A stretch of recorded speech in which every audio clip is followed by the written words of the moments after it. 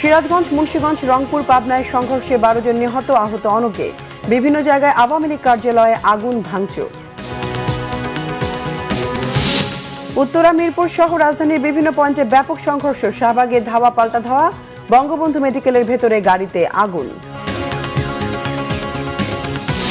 শিক্ষার্থীদের সরাসরি গুলি না করার নির্দেশনা চেয়ে করা রিট খারিজ, পুলিশকে আইন মেনে চলার নির্দেশ।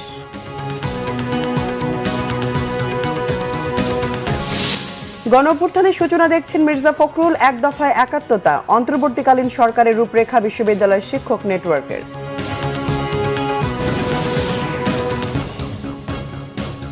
দেখছিলেন সংবাদ শিরোনাম, এবার বিস্তারিত সংবাদ। শিক্ষার্থীদের ডাকা অসহযোগ আন্দোলনে দেশের বিভিন্ন জায়গায় ব্যাপক সংঘর্ষ হয়েছে। গুলিবিদ্ধ হয়ে সিরাজগঞ্জে 3 জন, মুন্সিগঞ্জে 3 জন, রংপুরে 2 জন ও মাগুরা ও পাবনায় 4 জন সহ দেশের বিভিন্ন জায়গায় মোট 12 জন নিহত হয়েছেন। প্রতিনিধিদের পাঠানো তথ্য ছবিতে ডেস্ক রিপোর্ট।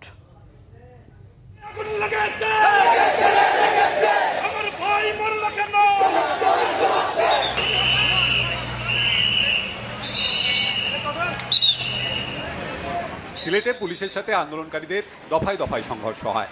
ছাত্রদের ছত্রভঙ্গ করতে টিয়ারশেল ও রাবার বুলেট ছোড়ে পুলিশ। বন্দরবাজার, সুরমা পয়েন্ট ও কোর্ট পয়েন্ট, কিনব্রিজ, তালতলা এলাকায় ধাওয়া পাল্টা ধাওয়া হয়।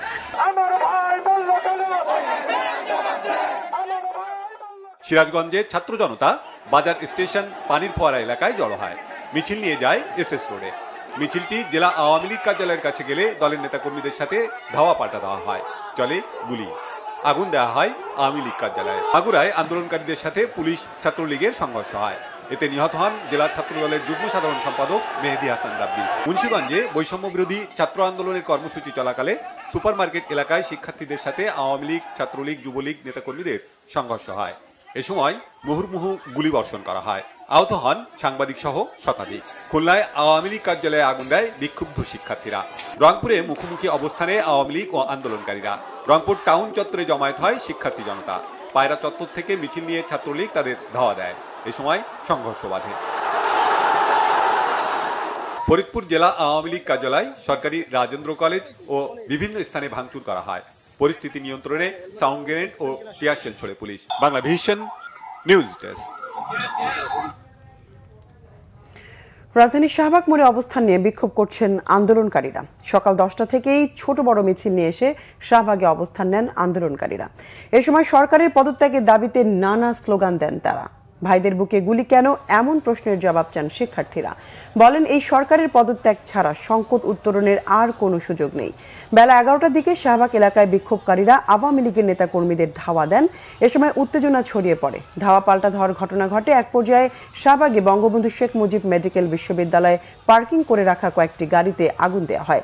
পুড়ে যায় বেশ কয়েকটি অ্যাম্বুলেন্স ও গাড়ি। সড়কে যান চলাচল বন্ধ আছে। শাহবাগ বাংলা মোটর কারওয়ান মোড়ে থমথমে পরিস্থিতি বিরাজ করছে। এই প্রহসন বন্ধ করতে হবে, সরকারকে পদত্যাগ করতে হবে, এইটা ছাড়া আর কোনো পথ নেই। দরজা খোলা আছে বলছে বাচ্চারা বসতে চাইলে বসবে, এইদিকে দেখেন কি ম্যাসাকার করছে।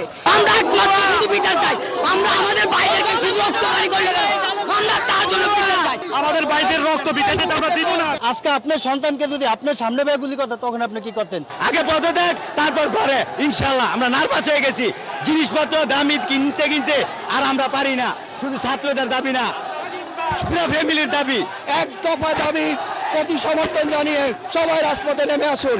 আমাদের ভাইদেরকে হত্যা করা হয়েছে, সাধারণ নিরস্ত মানুষকে গুলি করা হয়েছে। কি আমাদের বিচার ব্যবস্থা জানুন না কেন? বিচার ব্যবস্থা সংস্কার করতে হবে। মিরপুর এলাকায় শিক্ষার্থীদের সাথে দফায় দফায় সংঘর্ষ চলছে আওয়ামী লীগ নেতাকর্মীদের। এর আগে মিরপুর 10 নম্বর চত্বরে সকাল 10টা থেকে মিরপুরের বিভিন্ন ওয়ার্ড ইউনিট থেকে জড়ো হন আওয়ামী লীগ ও এর সহযোগী সংগঠনের নেতাকর্মীরা। খণ্ড খণ্ড মিছিল একসময় 10 নম্বর গোল চত্বর পরিপূর্ণ হয়ে যায় নেতাকর্মীদের উপস্থিতিতে। নেতারা বলেন, শিক্ষার্থীদের দাবি মেনে নেওয়ার পরও সরকার পতন আন্দোলন প্রমাণ করে ছাত্রদের আন্দোলন হাইজ্যাক করেছে বিএনপি জামাত। তবে স্বাধীনতা বিরোধীদের সব ষড়যন্ত্র প্রতিহত করতে রাস্তায় নেমেছে আওয়ামী লীগ। আন্দোলনের নামে স্বাধীনতা বিরোধী শক্তিকে ক্ষমতায় আনার স্বপ্ন পূরণ হবে না বলে মন্তব্য করেছেন আওয়ামী লীগ নেতাকর্মীরা।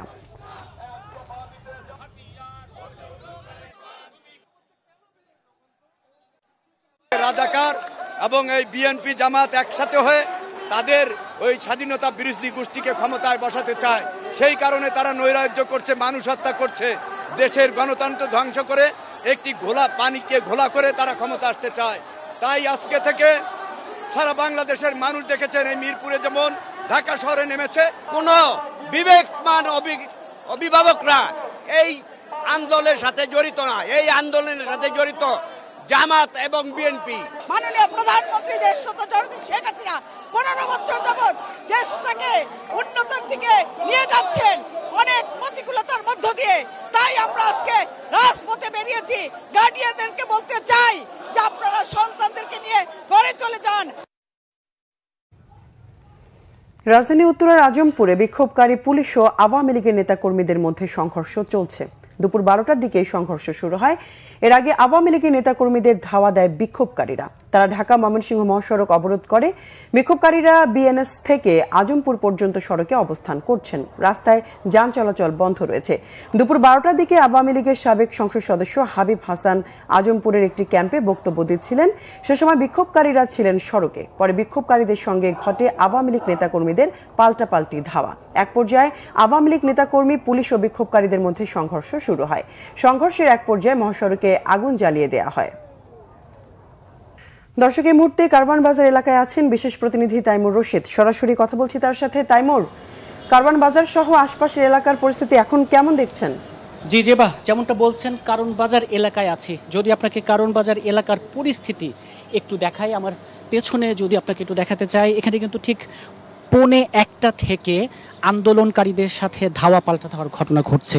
পুরো ঘটনা বর্ণনা যদি আপনাকে এভাবে দিই, আপনি জানেন যে শাহবাগে কিন্তু আন্দোলনকারীরা জড়ো হয়েছিলেন। তাদের একটি অংশ এসে বাংলা মোটর হয়ে কিন্তু কারওয়ান বাজার মোড়ে এসে অবস্থান নিয়েছিল। তখন আশপাশের বিভিন্ন এলাকা থেকে আওয়ামী লীগের বিভিন্ন অঙ্গ ও সহযোগী সংগঠনের নেতাকর্মীরা তাদের ধাওয়া দেয় এবং এ সময় বেশ উত্তপ্ত পরিস্থিতি তৈরি হয়। এই ধাওয়া পাল্টা ধাওয়ার ঘটনার সময় বেশ কয়েকটি বাস ভাঙচুরের ঘটনা ঘটে, পুলিশ বক্সেও ভাঙচুরের ঘটনা ঘটে।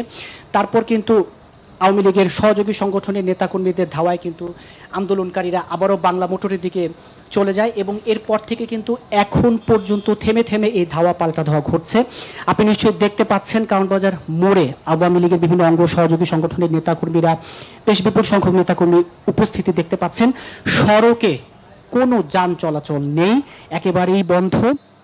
এবং যদি আপনাকে একটু ডান দিকে বাংলা মোটরটা যতটুকু দেখানো যায়, ঠিক বাংলা মোটরের ওই প্রান্তে কিন্তু আন্দোলনকারীরা অবস্থান নিচ্ছেন এবং একটু পরপরই থেমে থেমে ধাওয়া পাল্টা ধাওয়ার ঘটনা ঘটছে।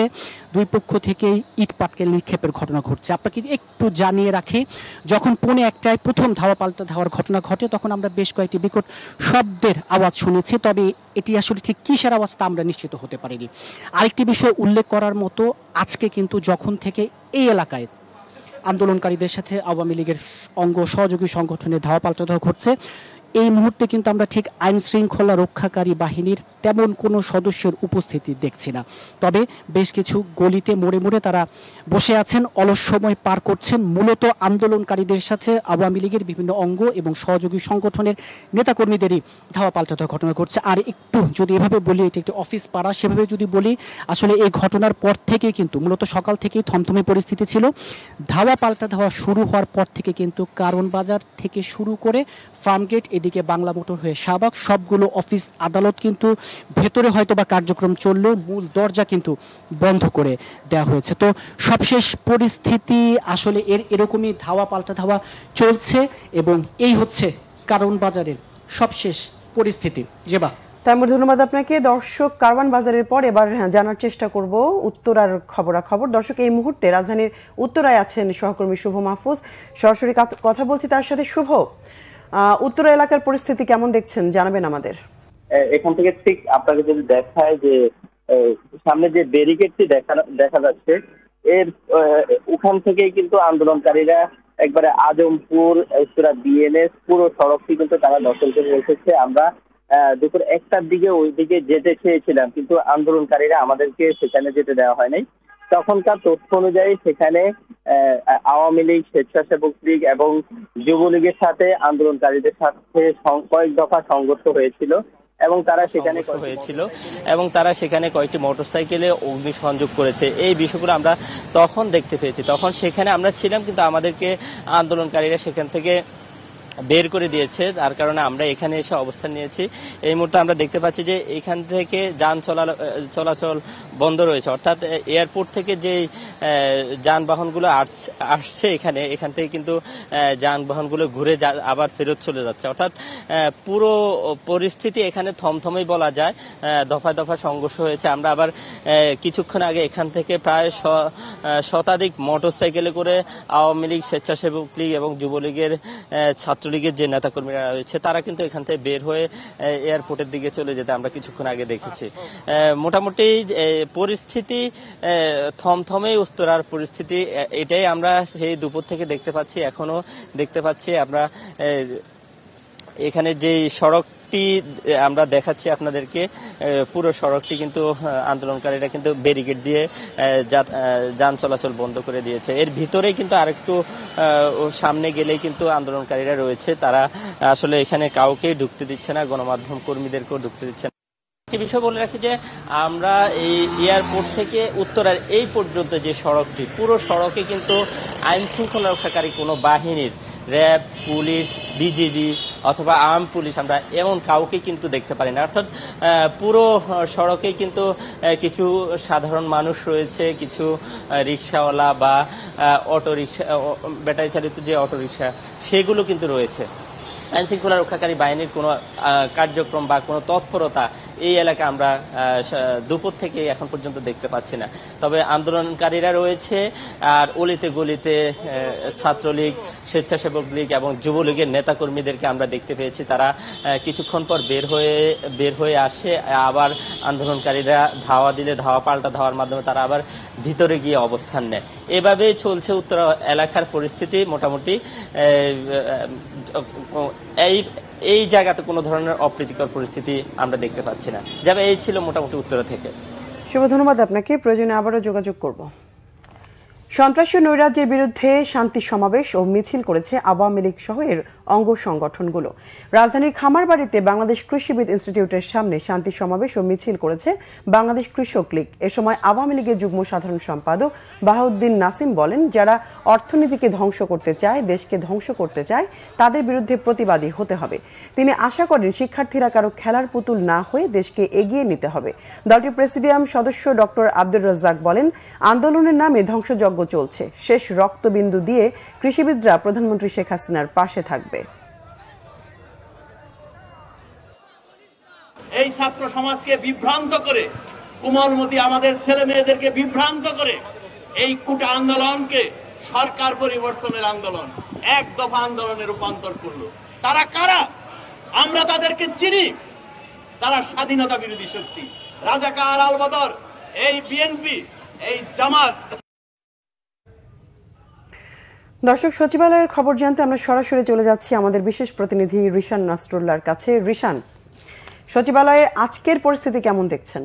সচিবালয়ের আসলে আজকের যে পরিস্থিতি জানেন যে গতকালকে বৈষম্য বিরোধী ছাত্র আন্দোলন যে কর্মসূচি দিয়েছে, দেশ জুড়ে অসহযোগ আন্দোলন, সেই কর্মসূচির আসলে আজকে প্রথম দিনে আমি যখন সচিবালয় সকাল এসেছি, সচিবালয়ে যে অন্যান্য দিনে যেই কর্মকর্তাদের ভিড় ছিল সেটি কিন্তু আজকের তুলনায় যথেষ্ট কম। কারণ সকাল থেকে আমরা আসার পরে দেখেছি যে অনেক মন্ত্রণালয় সচিব বা মন্ত্রীরা সকাল আসেনি এবং কোনো কোনো ক্ষেত্রে অনেক কর্মকর্তাও অন্যান্য দিনের তুলনায় উপস্থিতি যথেষ্ট কম। এবং বেলা 12টার দিকে যখন সচিবালয় কেন্দ্রিক অর্থাৎ প্রেস ক্লাব, পল্টন এলাকায় আন্দোলনকারী এবং ছাত্রলীগ এবং পুলিশের মধ্যে যে সংঘর্ষ, তারপরে কিন্তু সচিবালয়ের নিরাপত্তা ব্যাপক আকারে জোরদার করা হয়েছে। সবগুলো প্রবেশ গেট কিন্তু বন্ধ করে দেওয়া হয়েছে এবং প্রবেশ গেটে আইন শৃঙ্খলা বাহিনীর সতর্ক অবস্থান রয়েছে।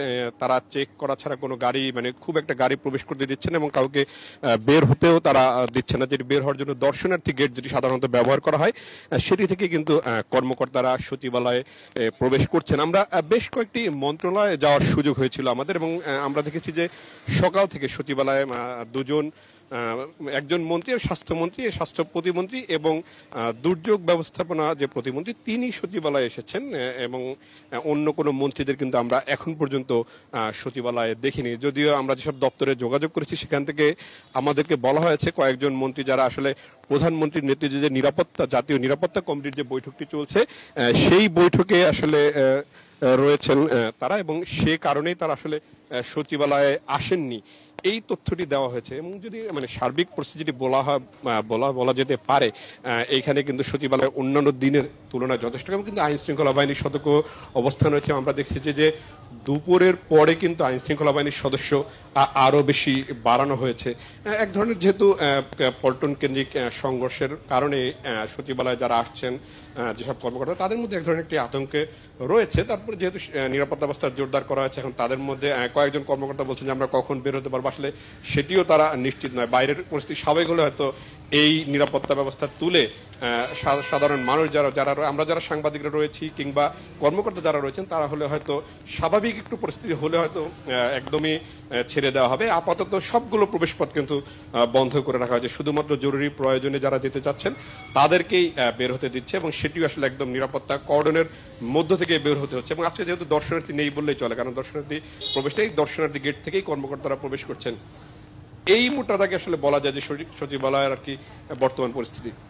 রিশান, ধন্যবাদ আপনাকে। দর্শক, সচিবালয়ের সর্বশেষ পরিস্থিতি জানলাম সহকর্মী রিশান নাসরুল্লাহর কাছ থেকে।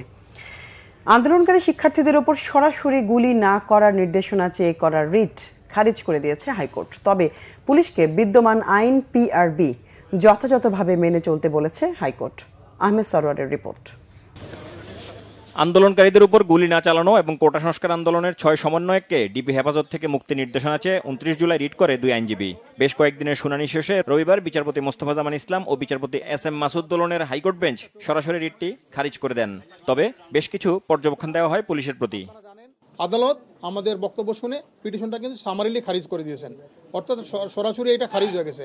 তবে আদালত কয়েকটি নির্দেশন অবজারভেশন দিয়েছেন, নট নির্দেশনা, ওনাদের পর্যবেক্ষণ যেটা করছেন সেইটা আদালত বলছেন যে আইন যেটা আছে আমাদের দেশে সেই আইন অনুযায়ী বা সংবিধান অনুযায়ী প্রত্যেক নাগরিকের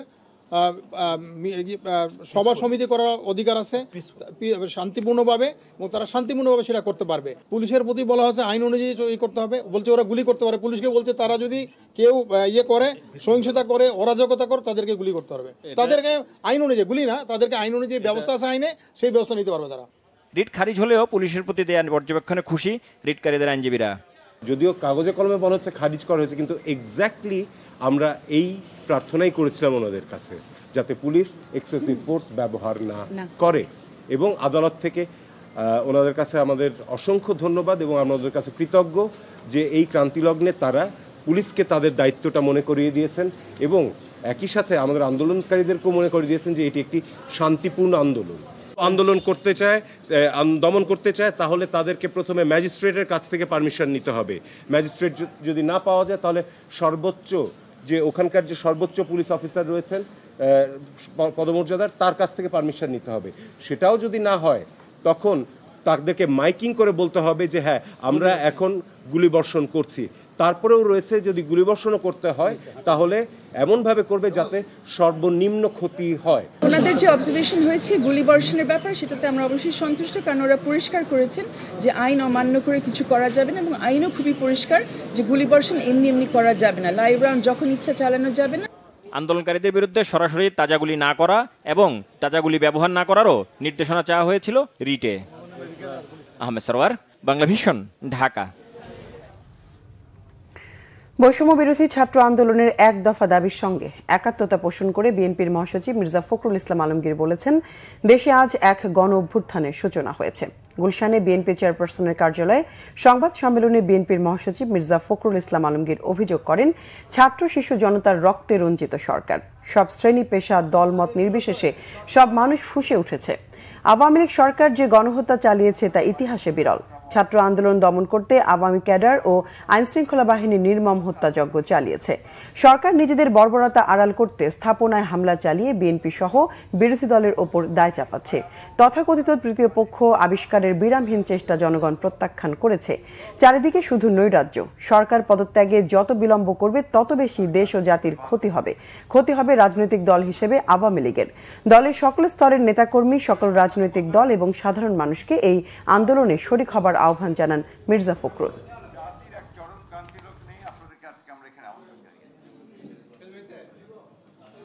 ছাত্র জনতার কর্মসূচি বানচাল করতে সরকার আবারও নিরাপত্তা বাহিনী সহ ক্ষমতাসীন দলের নেতাকর্মীদেরকে ছাত্র জনতার উপর লেলিয়ে দিয়ে আরো হত্যা, নির্যাতন, দমন, নিপীড়ন অব্যাহত রেখেছে। ছাত্র জনতার ঐক্যের মধ্য দিয়ে যে চূড়ান্ত আন্দোলন সাফল্যের দ্বার প্রান্তে উপস্থিত হয়েছে তাকে স্তব্ধ করার ক্ষমতা কারো নেই। দেশে আজ এক গণ অভ্যুত্থানের সূচনা হয়েছে। সকল শ্রেণী পেশার মানুষ স্বৈরাচারী সরকারের বিরুদ্ধে ছাত্র জনতার আন্দোলনে সমর্থন দিয়ে সামিল হয়ে গণজাগরণের সৃষ্টি করেছে। ছাত্রদের এই যৌক্তিক, ন্যায়সঙ্গত, শান্তিপূর্ণ আন্দোলনকে পূর্ণ সমর্থন জানিয়েছি। আজ আমরা আবার নতুন করে ঘোষণাকে সমর্থন জানাচ্ছি। দানবীয় খুনি শাসক গোষ্ঠীর পতনের লক্ষ্যে আপামর জনসাধারণকে ঐক্যবদ্ধ হয়ে আন্দোলনে ঝাঁপিয়ে পড়ে এই অবৈধ খুনি হাসিনা সরকারের পতন নিশ্চিত করার আহ্বান জানাচ্ছি। অন্তর্বর্তীকালীন সরকার গঠনের রূপরেখা দিলেন বিশ্ববিদ্যালয় শিক্ষক নেটওয়ার্ক। রবিবার সকালে ঢাকা রিপোর্টার্স ইউনিটিতে সংবাদ সম্মেলনে রূপরেখাটি দেন শিক্ষকরা। অধ্যাপক আনু মোহাম্মদ তার লিখিত বক্তব্যে বলেন, অবিলম্বে শিক্ষার্থী জনতার অভ্যুত্থানের ভিত্তিতে নাগরিক ও রাজনৈতিক শক্তি সমূহের মতামতে শিক্ষক, বিচারপতি, আইনজীবী ও নাগরিক সমাজের অংশগ্রহণে একটি অন্তর্বর্তীকালীন সরকার গঠন করা হবে। এই সরকারের সদস্য নির্বাচনে আন্দোলনরত শিক্ষার্থীরা মুখ্য ভূমিকা পালন করবেন। এই সরকারের স্বচ্ছতা ও জবাবদিহিতা নিশ্চিতকরণে একটি ছায়া সরকার গঠন করবে শিক্ষার্থী ও জনতা। সরকার গঠনের 6 মাসের মধ্যে একটি সংবিধান সভা গঠনের জন্য নির্বাচনের ব্যবস্থা করা হবে। এই অন্তর্বর্তীকালীন সরকার ক্ষমতা গ্রহণের পর জুলাই হত্যাকাণ্ডের বিচার সহ বেশ কিছু গুরুত্বপূর্ণ দায়িত্ব পালন করবে।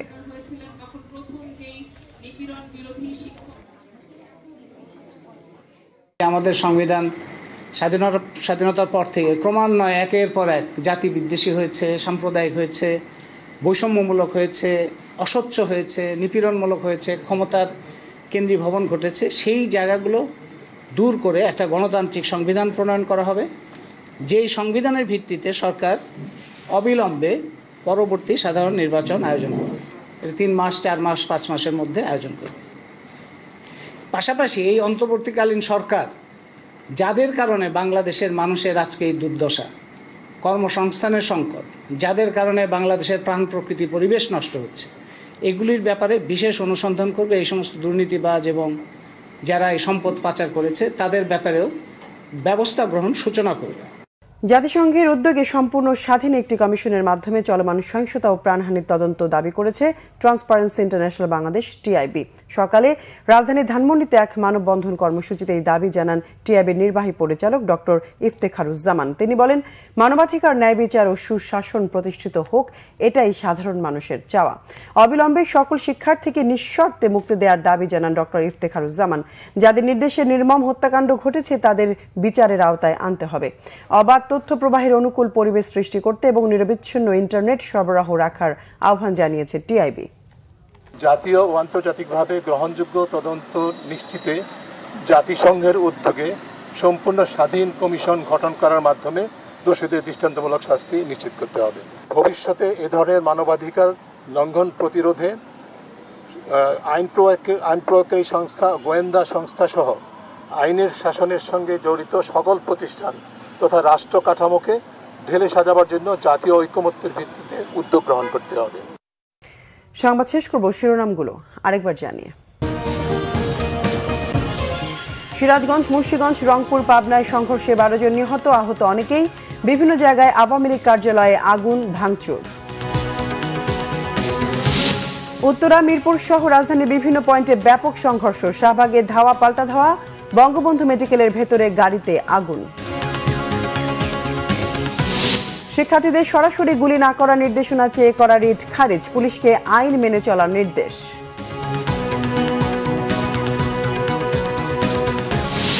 গণ অভ্যুত্থানের সূচনা দেখছেন মির্জা ফখরুল, এক দফায় একাত্মতা। অন্তর্বর্তীকালীন সরকারের রূপরেখা বিশ্ববিদ্যালয় শিক্ষক নেটওয়ার্কের।